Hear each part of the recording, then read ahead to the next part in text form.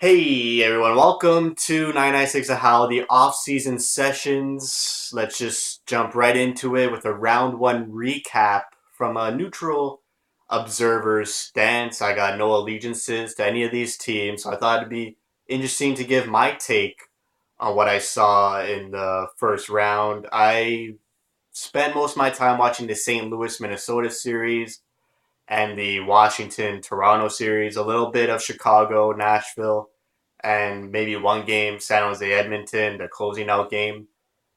St. Louis, I put my chips on them to go far in the playoffs, and they surprised me going up three zip on Minnesota. Jake Allen playing amazing, scoring key goals, but low scoring games, basically shutting down Minnesota.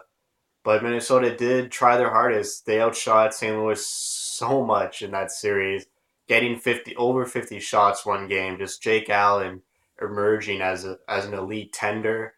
Washington, Toronto, Washington overpowering the Leafs in large stretches of every game. But Anderson, I mean, probably one of the best goalies playing in that first round, besides Jake Allen, just stopping unbelievable chances from the Washington Capitals, shutting down Ovechkin when he can, Oshie, so much firepower they have. And the Leafs outscoring their defensive lapses. I mean, they're down 4-1 one game, I think 2 or 3 nothing or 3-1 another game. And they just keep battling back. They never die down. And for a young team, that's great to see, but definitely Anderson made that series 6 games. And I hope the Leafs fan base don't get too overzealous. I mean, look at Calgary 2 years ago.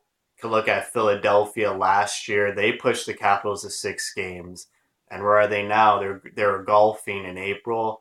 Calgary, like I said, 2 years ago, exceeded expectations.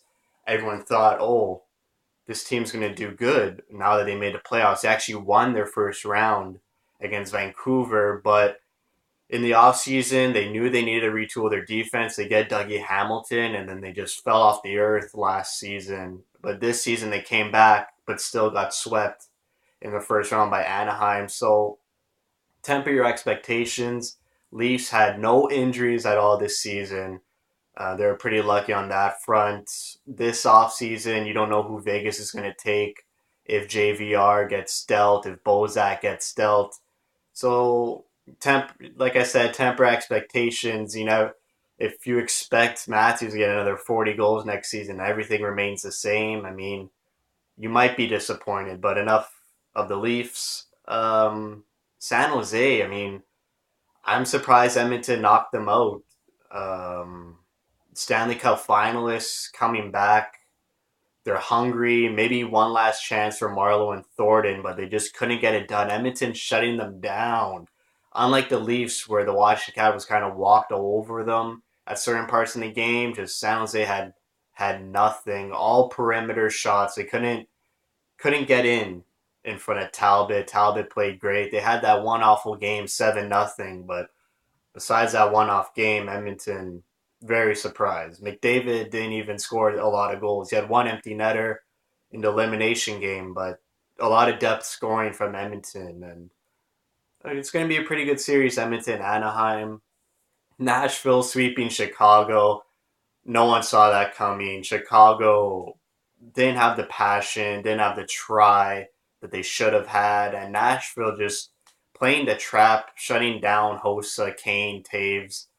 And whenever Nashville was coming up or down the ice, they were hitting it with speed. The defensemen were carrying the puck with speed, whereas Chicago, when they would attack, they'd always dump it in. It's like you never see Chicago being a dump and chase team. They're a possession, holding the puck type team. Give it to Kane, enters a zone, curls around, high point, finds open players, and that's how they get their offense going. And they couldn't even establish it in any of the 4 games against Nashville, Ottawa, Boston. So I'm kind of liking Ottawa this year. I picked them to beat Boston, but now they face the Rangers.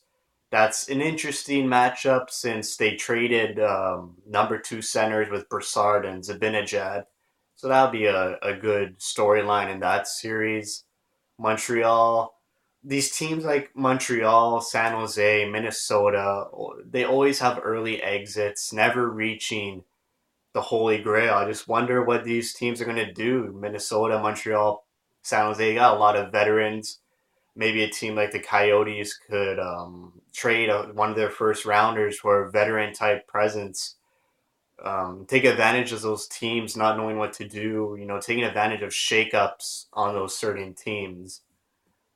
But not the best playoffs I've seen in recent years. Not no game sevens at all. A lot of overtime. I think they broke the record for the number of overtimes, but I mean the longest overtime I think was this second overtime period in the St. Louis Minnesota game. I think one of the Toronto Washington games made it to the second overtime, but I really love those third, fourth overtimes that you usually see. I love seeing game sevens, but and not a lot of rivalries in the first round. You got mismatch opponents. You got San Jose and Edmonton, um, Washington, Toronto, um, Ottawa, Boston. I think that was their first time meeting in the playoffs.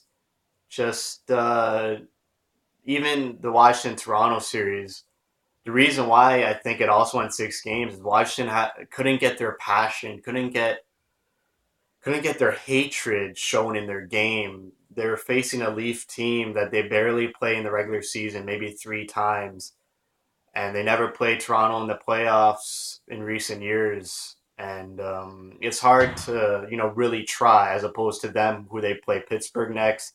You'll see the passion erupt because of that hatred and that rivalry between Pittsburgh and Washington. A lot of recent playoff matchups between those two teams. Crosby always coming out on top. We'll see this year.